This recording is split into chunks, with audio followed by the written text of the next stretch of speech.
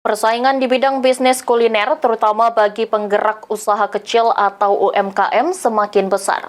Oleh karenanya, Ikatan Pengusaha Kreatif atau IPK sebagai wadah UMKM menerapkan standar bisnis kuliner agar bisa bersaing.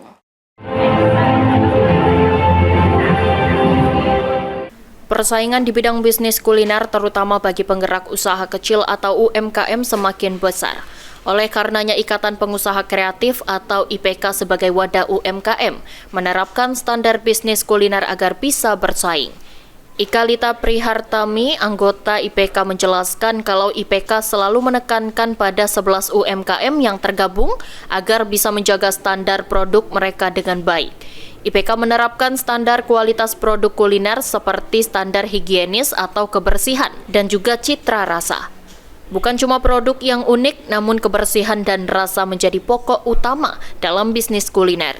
Dengan begitu, setiap anggota bisa saling mempromosikan baik di media sosial IPK, media sosial anggota, dan saat mengikuti bazar atau event tertentu.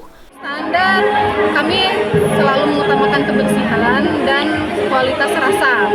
Terus juga jual produk-produk. Kami ada akun Instagram khusus Ikatan Pengusaha Kreatif. Kemudian masing-masing kami 11 UMKM kami berusaha untuk mempromosikannya juga. Jadi saling promosi dari antara satu UMKM dengan yang lainnya. Dengan mengutamakan kualitas produk, setiap anggota lebih mudah mendapatkan pelanggan. Bentuk promosi pun lebih mudah dilakukan, terutama dalam persaingan dengan produk. Mardiansyah, PAL TV.